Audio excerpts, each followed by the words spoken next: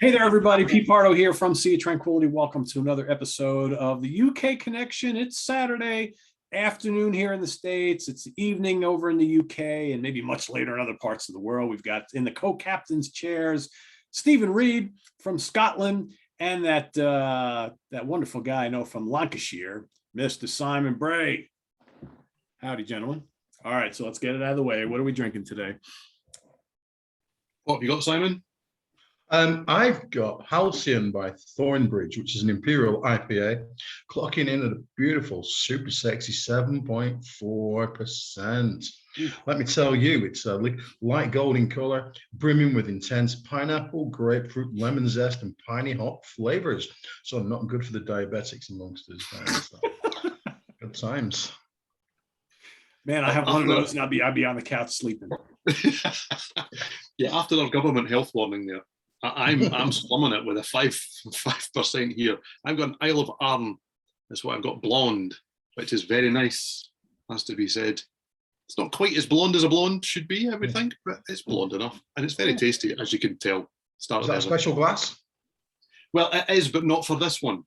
So it's actually 21 brewing. You probably can't see it's the Wellahura Dundee Brewery. And I need to invest in more of their brews because they're very good indeed. Excellent. Mine's from the Curidan Beer Festival, which is in Preston. And as I recall, wasn't very good. No.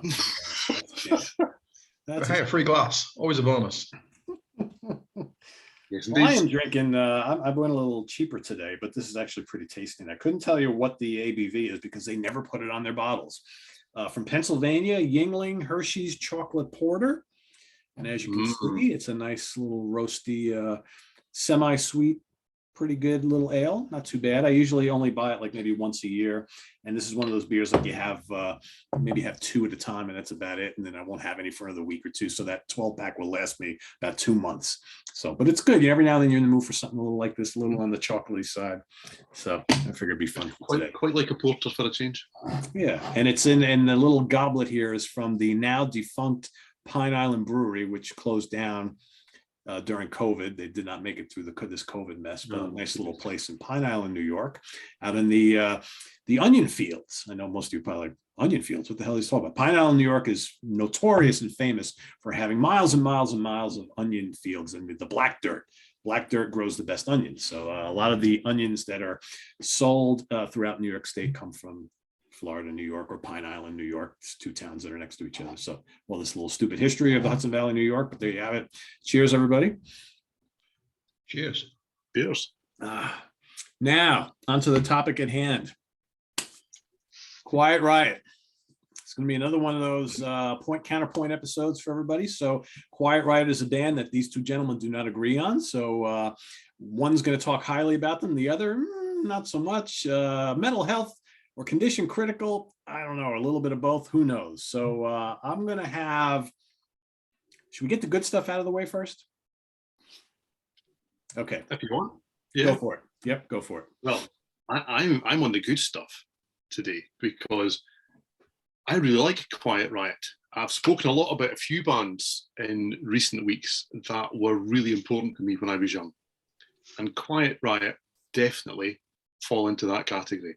They were groundbreakers. They weren't necessarily groundbreaking, but they were groundbreakers because certainly in the US, they broke through in a way that bands of that type of style just had not managed to do. Now, the journey had been a difficult one for them. The gestation into mental health was really long and really difficult. And also really bloody expensive to try and find these days. Hence, I've got really, really dodgy bootleg copies that I've had for years of Quiet Riot 1, which should have a nice colourful sleeve, and it is a really colourful sleeve, and my copy officially does not. And then I've got Quiet Riot 2. And same again, that is everybody watching, I'm sure you know who that is on the front cover there. That is not the proper cover because what they've done in this bootleg is they've put Brandy Rhodes front and centre. And that, to me, the first two albums were only available in Japan at the time, hence why they're quite so difficult to find because they never really sold very well over there, never mind making it anywhere else. But they are most notable and then it was celebrated again later on, many years later, with the Randy Rhoads years, which cherry picks and adds little things that aren't on those two albums as well. I don't really think that this does it justice, but the very fact that these albums have not come out since would suggest that there's licensing issues around that music. But anyway, the point of those two albums is they're naive. They're very reliant on things like the small faces. There's lots of cover versions, and Quiet Riot, that becomes very much a theme for the cover versions. But they are kind of their time, mid to late 70s, a band finding their feet. But the guitar playing suggests what's going to come. It's not what Randy did with Ozzy, but there are the odd occasion, or is the odd occasion, where you can kind of hear what he's going to move on to. Some of the little solos in It's Not So Funny and Ravers kind of hints at what's going to happen with Blizzard of Oz. And then there's the song Slick Black Cadillac. And Rhoads wrote a lot of the music that isn't cover versions on these first two albums, and they're notable for that. But realistically, he left, went to Ozzy. We all know the tragedy that followed. And having just watched the Hudson Valley Squares episode from Monday, I will also show my UK version of Talk of the Devil. There you which go. was the live album Hoping came someone after. would furnish that. Yep, there you go. There you go. Because I never understood why everyone called it Speak of the Devil. So my copy is Talk of the Devil. So that was what happened, obviously, after the sad demise of Randy Rhoads. Quiet Riot, on the other hand, couldn't give themselves away at this stage, realistically, and changed the band name to Dubrow because Kevin Dubrow was the singer, and really only kind of changed it back to Quiet Riot once they'd signed a record deal.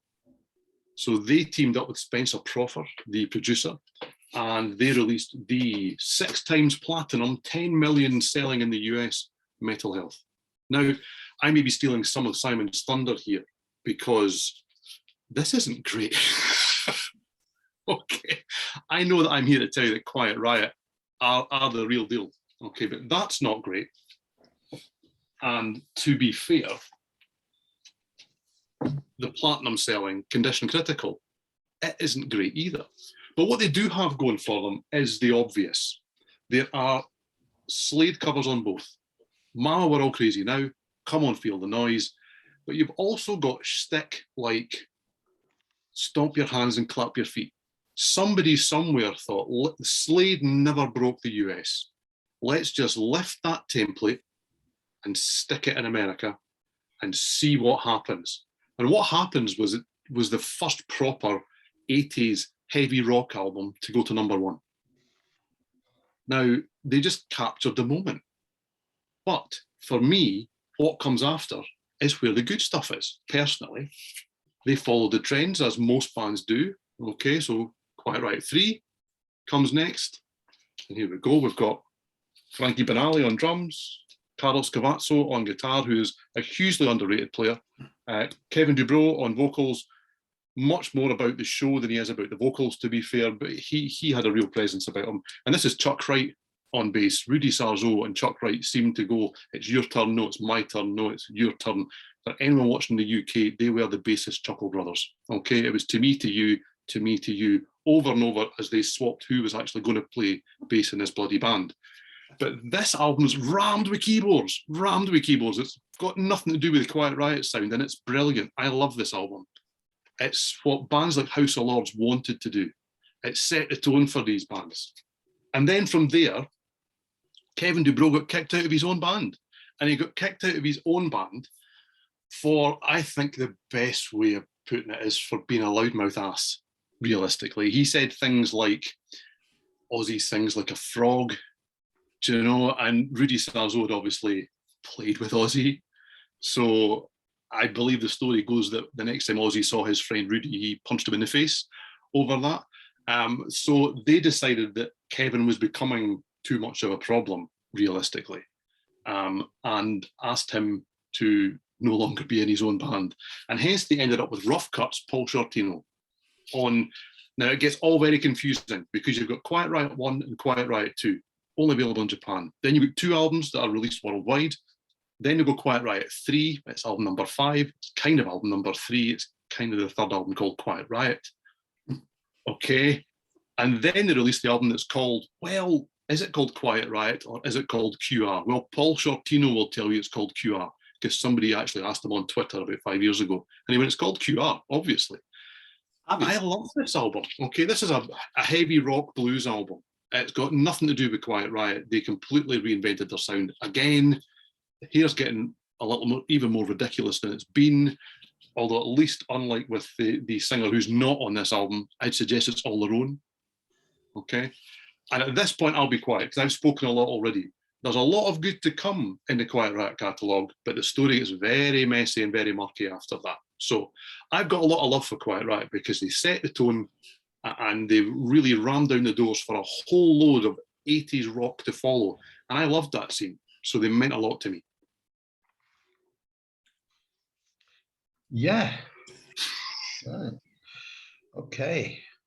I like how you've decided to focus on the albums I decided to focus on mainly. Maybe we should have like really, you know, thought about this more, but you know what? I'm like you with Sabaton last week. I don't hate the Riot. I quite like quite a lot of the riots, and you know, I think somebody said last week about the Sabaton thing that there was a lot of repetition. I'm about to repeat quite a lot what you just said, but with my own twist. But first of all, if you Google Quiet Riot and practically every of the the encyclopedia of rock and encyclopedia of metal and stuff always starts off with metal band. What does our survey say? Very much so. They are absolutely. They're about as metal as this piece of wood that I'm just sitting on. Not metal. They are a pop band with guitars. Yeah. Oh yeah. But like, and there's absolutely nothing wrong with that. Nothing wrong with it at all. What I would suggest is that they have never made even close to a proper full classic album. Not even close. There's quite a lot of good shit out there. Quite a lot of, I'm going to talk you through it. Prove my point in a minute. There's lots of good stuff out there, and some utter dross. Often within the same album.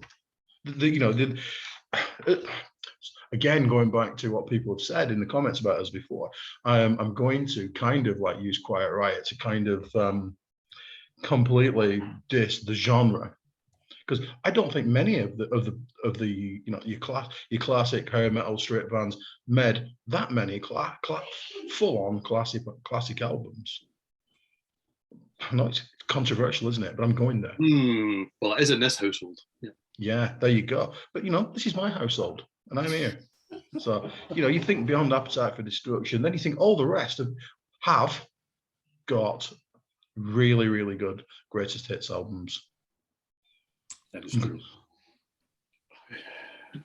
I don't pull my face when you're playing.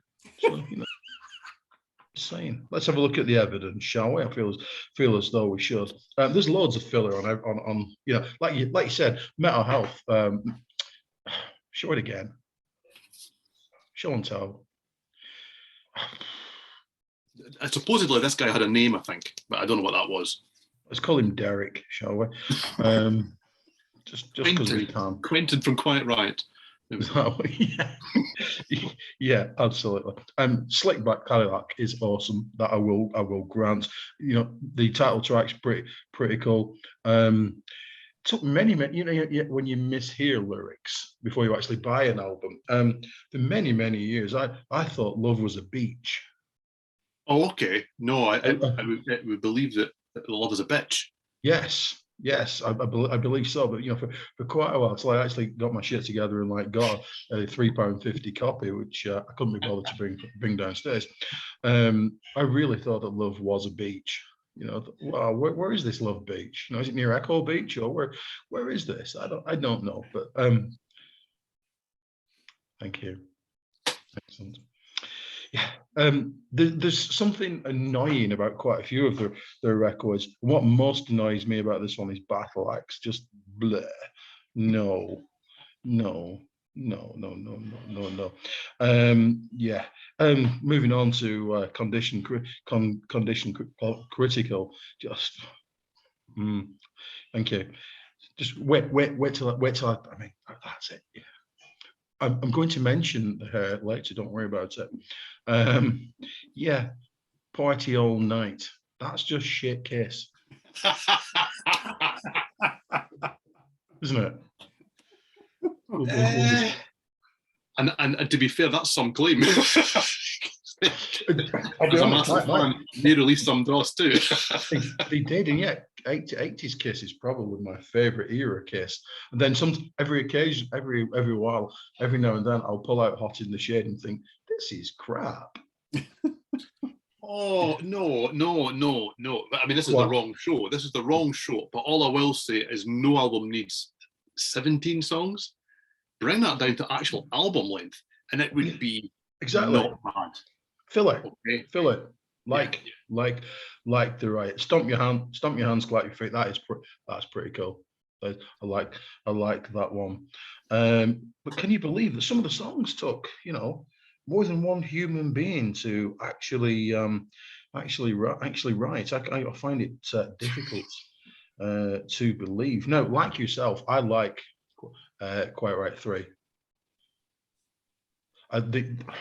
Listening to it today, the production actually sounds like it came from the 1780s, not the 1980s. Do you not think?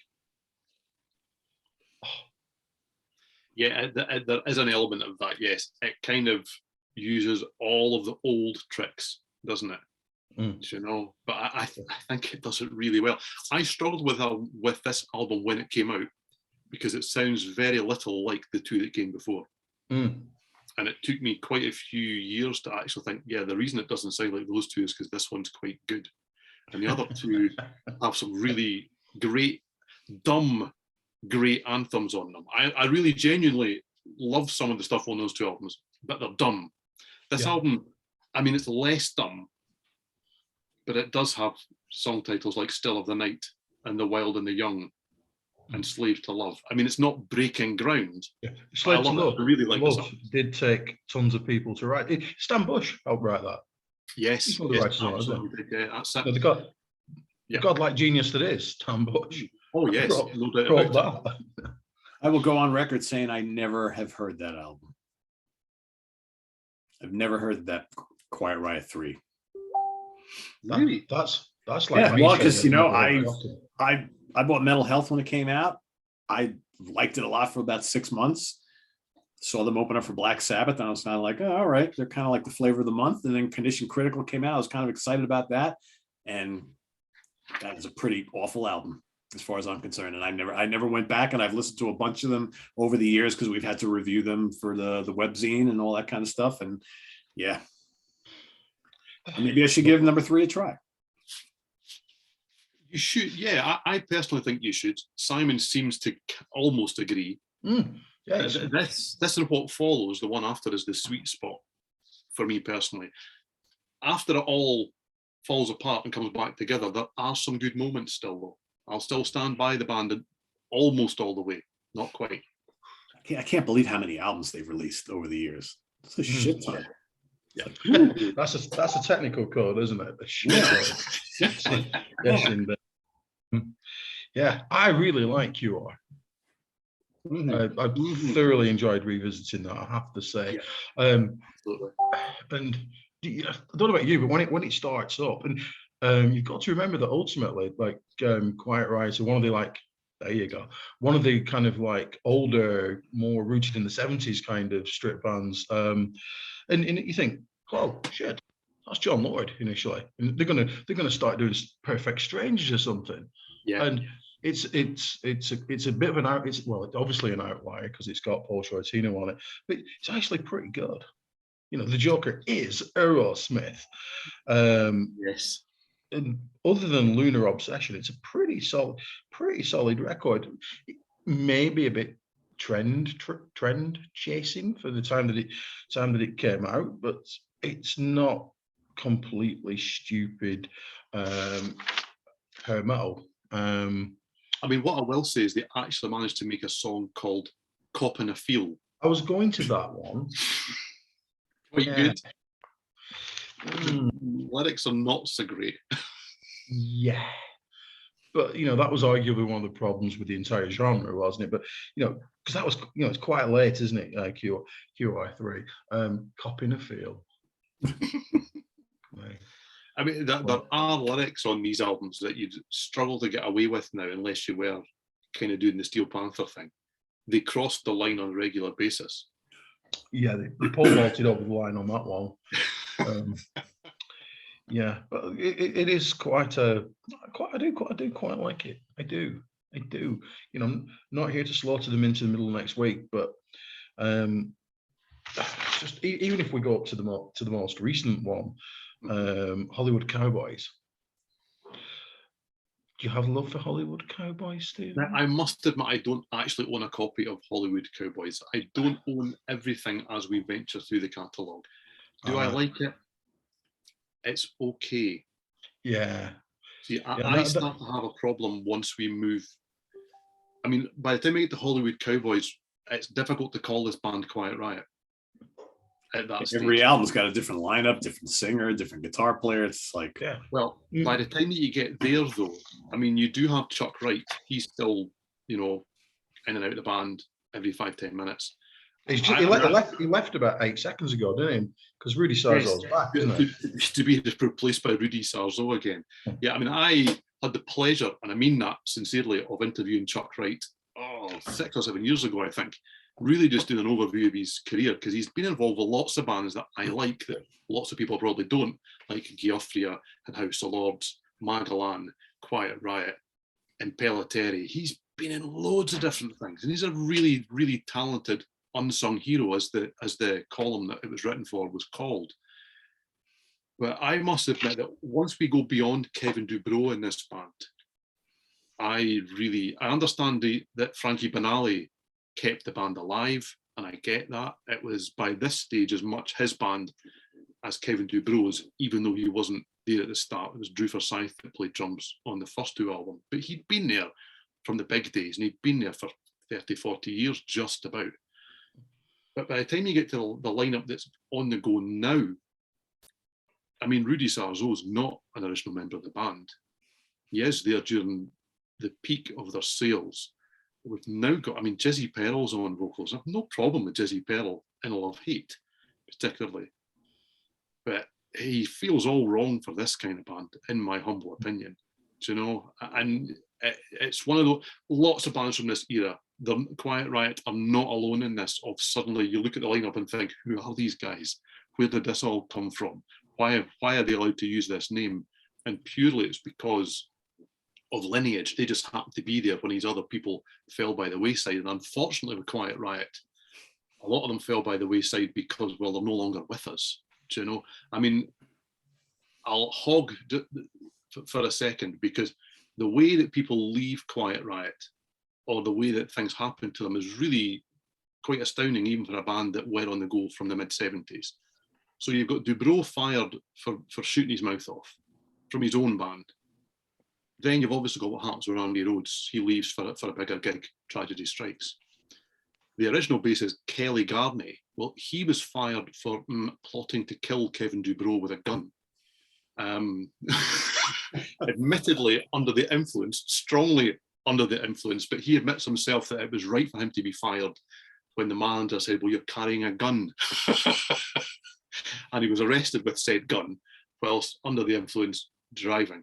But anyway, that's a long, long, long time ago. So sadly, Kevin Dubrow died of an accidental overdose in 2007. Then you've got a singer, Mark Huff, who came in to replace him. He had a sudden illness. He discovered he was no longer the singer whilst lying on a hospital bed, because they just moved on without him. Kenny Hillary, who was the bassist when they came back with the album Terrified, sadly, he actually ended his own life in 1996, age only 26. Then you've got Banali, who died of pancreatic cancer, age 68 in 2020.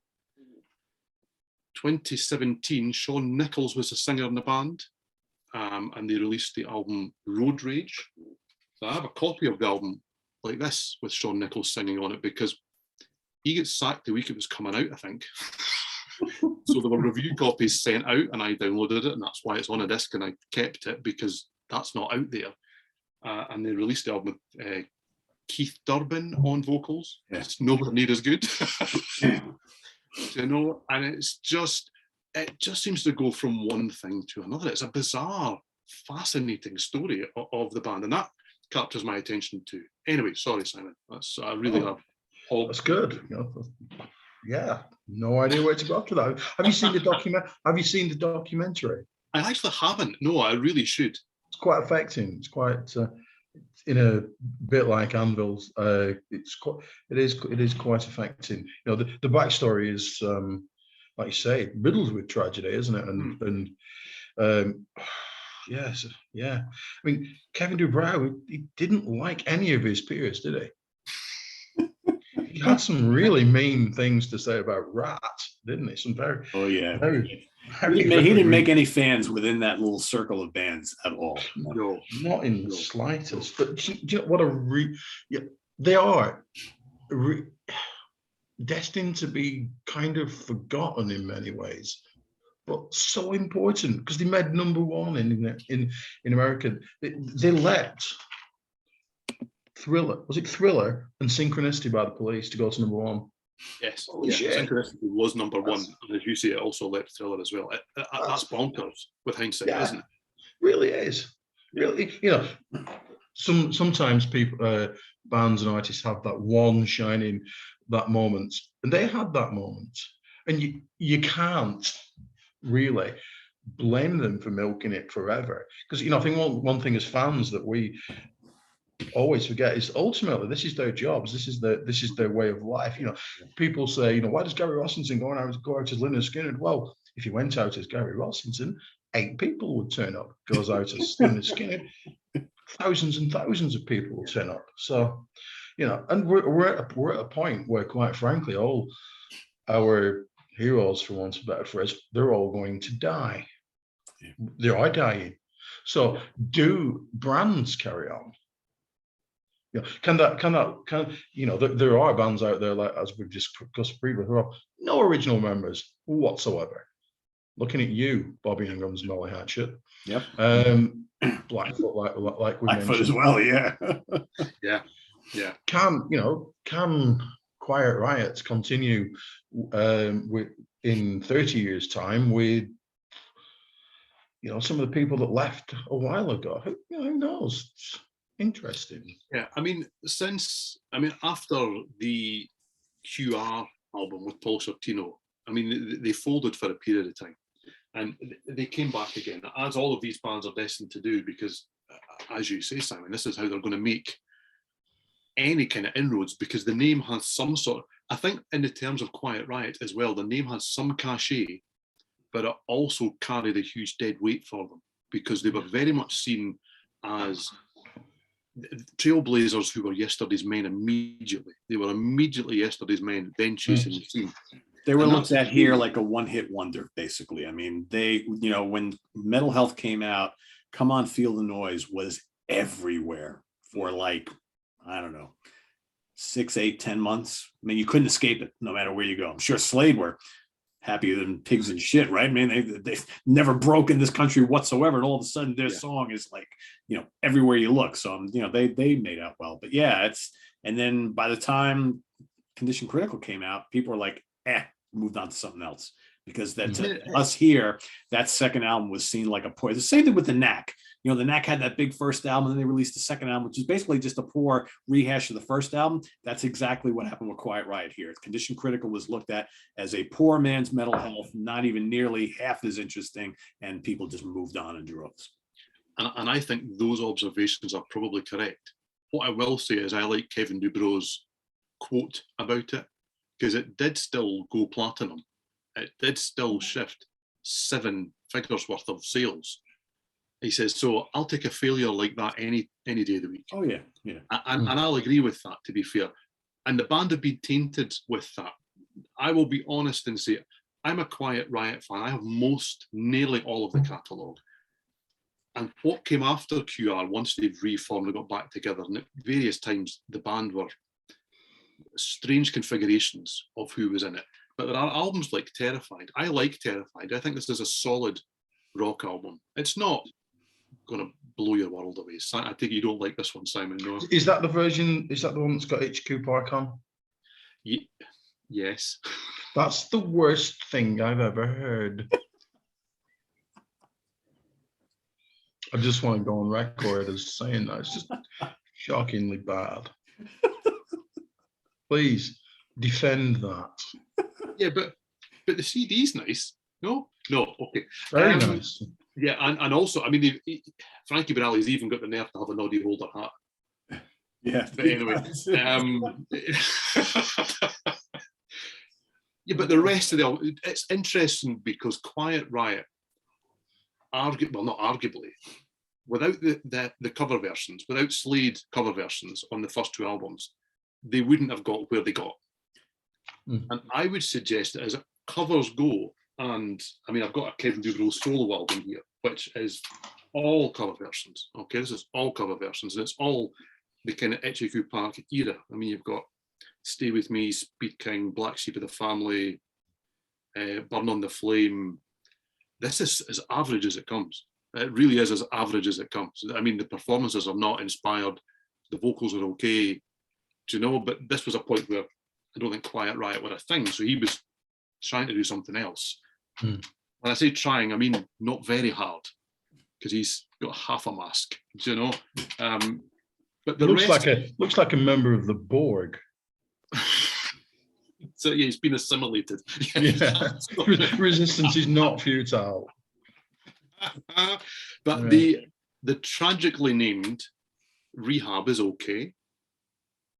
Okay, I don't mind that at all. I will admit that Down to the Bone doesn't have a huge amount to recommend about it. It's got a nice cover. But this is a reissue version that I've got. There is actually one with a nicer cover than this. Alive and Well, because they got, what's the guy's name? Bob Marlett to come and produce this one. Wow, they sound like a proper band here again. This is a really strong album. Ruined by re-recording their own material badly at the end. There's 5 or 6 songs which are really, really ropey. Very ironic title. It is, yeah. I'm not going to argue too hard with that. Yeah, I'm not going to argue too hard with that. I mean, as I say, there is a version out there with a better cover. It was too expensive for my wallet when I went back and reappraised this catalogue and discovered that some of it was much better than I anticipated. But these are on labels like, Solid Rock House. I mean, and this is a sort of love it gets.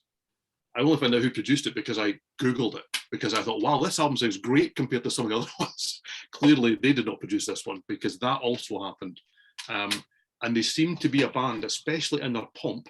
Those 2 big albums and QR3, Spencer Crawford produced all of those, and he's absolutely vital to the sound. I think he's vital to the sound. They would have, I would suggest, would never have gone anywhere without it. And what is more key, and it sounds like I'm kicking them here, and I don't mean it in that sense, because those 2 albums are what they are. But once they move on and Kevin Dubrow writes less of the songs on his own, they become a much better band, because there was much more talent in the band than just the guy that it was centered around at that stage. Do you know? But if you've not gone further, if you quite like some of the early stuff, not so much the first 2 albums, because they're just a thing on their own, what comes after QR is worth visiting, if not necessarily buying it all. That's the great thing about living in 2022, that they're all relatively easy to find, aren't they? Yeah. Wouldn't buy them, but I would stream them. Well, well, it would appear that I would buy them, and I will say that albums like Guilty Pleasures that I can't find a hard copy of, it's extortionate. It's something like £40, or when I looked a couple of years ago, £40 for a CD of it. Now, I like this band. I don't £40 like this band. Do you know? Not for one album. So yeah, I've heard that. I mean, Quiet Riot 10, which again I've got like this, because I think this was a download only album. So this has got 6 songs with Jizzy Pearl singing, and then 4 with Kevin Dubrow live. And it's a horrible thing to say, because this was released as much as a tribute to Kevin, but the quality the sound quality of what are on there, admittedly it's a CDR that I've made of a download, an official download, that I paid for, is atrocious. It's bootleg stuff. It's barely even soundboard stuff, do you know? And that just shows the hard times that these bands fell on at that stage. I don't think Hollywood Cowboys is a good sounding album. That's on Frontiers, isn't it? Yeah, it's on Frontiers. Yeah, but it's also one of those latter-day albums from these bands where you look at the cover, and the cover, which I can't hold up because I don't have it, is a drawing. I'm not going to say it's artwork. I'm going to say it's a drawing of some cowboy with the Quiet Riot mask on, side on like this, with these guns up, I think, and the silhouette of the band over there. I mean, it was knocked together in at least 17 minutes. And then somebody, if that, well, they had to also go and Google and find and copy and paste the logo.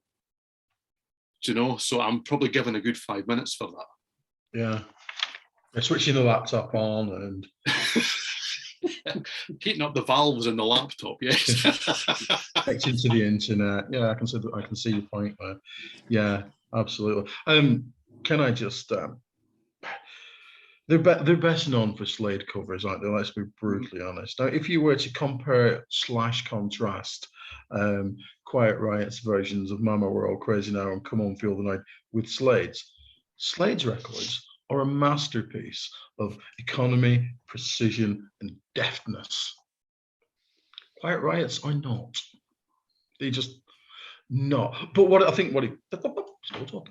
it did was that kind of like intro with screamy vocals. It set a template that everyone followed for ages. So, and ultimately, we can blame Quiet Riot for grunge. I was just about to say that if the 90s were absolutely rammed with boring seriousness, which one of these days I will argue it wasn't, by the way, but it wasn't, okay? Then the 80s was about being the king of dumb. It was about being big and stupid.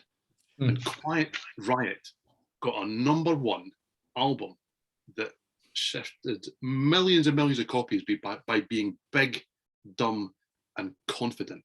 That's what that album is. That's what Mental Health is. It's a confident album. It's a remarkably confident album from a band who had really, up to that point, been an utter failure. So, they couldn't get a deal to release an album in America where realistically, if you plugged your guitar in America, you would get a deal. Somebody somewhere would come and sign you, because actually you can make a noise. Yeah, they got passed on by everyone, didn't they? Yeah, absolutely everyone. And as I say, before Mental Health came out, Dubrow had to promise, I believe, that he would not call the band Quiet Riot because it had such a stigma around it. They were such a failure at that stage that it was going to be Dubrow, which is really an apt name for a band. Quiet Riot is not, it has to be said. So everything was stacked against them. So why that album sounds as bloody confident as it does, I don't know. But people bought it, or they bought into it, is what I mean by that.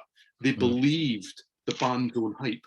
And Dubrow at that stage was an asset. That ego, that confidence, that I'm better than anything else that you're listening to right now. That attitude of you don't need all the stuff that's in your record collection because I'm here to tell you that you can come on and feel the noise. It just seemed to gather people up and take them with them. It's fascinating, because what came after is where the music is. Yeah. I would like to comment on the videos. Why would that be, Simon? Well, because they are such fun. Maybe not in the way that they were initially made. There's Twilight Hotel. Kevin Dubrow looks like somebody stuck a bicycle pump up Paul Stanley's ass. Does he not? Tell me I'm wrong. Tell me I'm wrong. I would tell you how wrong you were if it wasn't for the fact. And Kevin is no longer with us, and Kevin was a talented guy. Okay, so yeah, very much so. I cannot have the curse of Meatloaf here. Okay, so we're laughing with Kevin. Okay, but I mean, I've laughed at the hair, but come on. Yeah. Yeah, I mean, I was going to go on to the hair. I mean, is the Magic Roundabout a thing in America, Pete? No. Dougal. The Magic Roundabout. Yeah. Google D-O-U-G-L. Dougal from the Magic Roundabout. Yes. Yeah. And I believe I will just hold this here while everyone watching does the same. Okay, because you should. Okay. Oh, and I know that it's a someone in kid the show. comments. There we go. Oh. I know that someone in the comments around about now will be going, "This is terrible because Kevin's no longer with us." I love this band. I have all these albums. I've spent all this money on them. Okay, so I'm laughing with, not at. I like absolutely. these bands, right? Unlike This looks familiar. Just look the Magic Roundabout. This looks familiar. Yeah. So a little motion photography, little animals and people, and for kids. Have you found Dougal the dog? Yes. Yeah. Yeah, there you go. Just putting that. Yeah. Moving on, Party All Night. It's goofy as fuck. The band look ancient going into that party. They really do, don't they? Wild and the Young. I seriously wrote this down. The Wild and the Young predicts a dystopian future better than any science fiction writer. I mean, the guitar shredding, the guitar shredder, and that's absolute genius. That's that's the Running Man before the Running Man came out.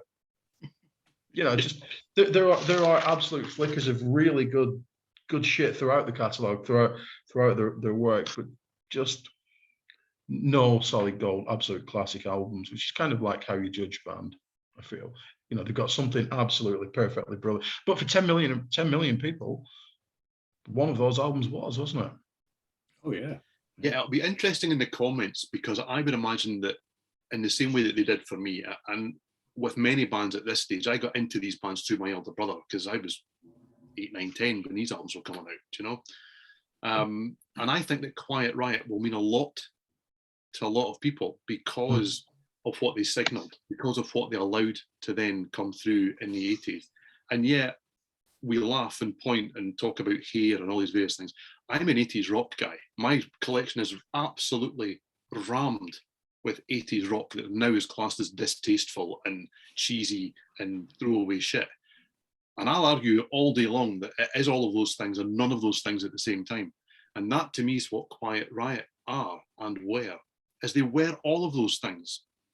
But we're viewing it through a prism of, we've been through the 90s and it's all dead serious now. And if you don't really rock dead serious and you don't have all your influences from the 70s, then you're nobody. This stuff was cutting edge back then. This was really, young people were kind of going, we don't have music like this. All of the bands making this music are, as you say, Simon, old men. They're all old men. Most of them are already reforming a band rather than forming a band that makes me feel part of a movement. Quiet Riot started a movement that dominated the music scene for at least a decade. MTV arguably wouldn't have been shaped the way that it was without Quiet Riot. Yeah, they were all the rage for a while. Yeah. It's funny. I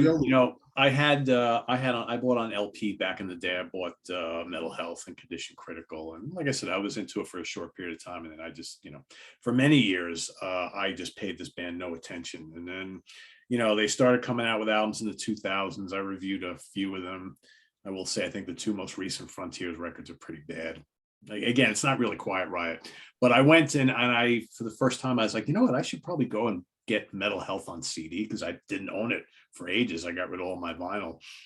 And I remember I was pretty excited about it. I was like, yeah, cool. This will, revisit 1983 all over again. And I remember playing it and thinking, yeah, this isn't really all that good. A couple songs are pretty cool, but the rest, I was kind of like, yeah, this hasn't aged well with me anyway, with me personally. I will put my hands up here and say that I have blindsided Simon here, because the point of this show is that Simon was going to come and tell you why Quiet Riot aren't all that, and I was going to come and tell you why they are. Now, I have owned these albums for decades, and back in the day, they were barely off the turntable. For the first time in a long time this week, I have gone back and listened to Mental Health and Condition Critical, thinking, do you know what, I better get reacquainted with these. I still know every word. I can still whistle or hum or howl every guitar solo. Man, oh man, there's some ropey shit on there.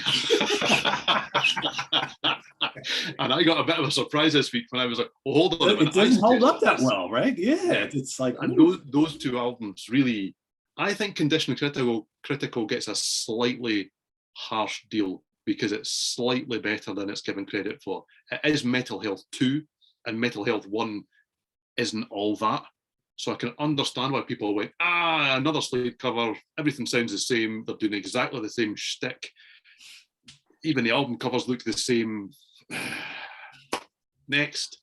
I don't even like the Randy Rhoads stuff, to be honest with you. There's some good stuff here and there, but it's really, one of you mentioned Naive. It really is. It's just very basic stuff. And man, Randy like improved so much over the span of like 2 years between that Quiet Riot stuff and the first Ozzy album, Blizzard of Oz. So yeah. When you hear the first 2 Quiet Riot albums with him playing, and then you hear Tribute, the live album that Ozzy put out many years later, the album that Talk of or Speak of the Devil should have been. Yeah. It's leaps and bounds. It's night and day. It's like it's a different person entirely. You could tell that guy must have played guitar like 25 hours a day. He's even dedicated more to his craft than I do, sitting in his office for 48 hours a day, right? Yeah, but no, that guy, it's amazing how he improved leaps and bounds just in those couple of years. I mean, that guy went from being, that there's no greatness to me, to these ears, on those first 2 Quiet Riot records. Yeah, you got a guy he's coming up, and it's like, all right, he sounds like, a whole bunch of other guys from the LA scene, but then you listen to him, especially on an album, Diary of a Madman. I mean, Blizzard is great too, but man, for me, when the real Randy Rhoads really surfaced was on Diary, and you're absolutely right. You listen to that Tribute live album, man, force of nature, that guy, right? But you compare that to those first 2 Quiet Riot records. There are hints, but by hints I mean a couple of bars of a solo. Yes.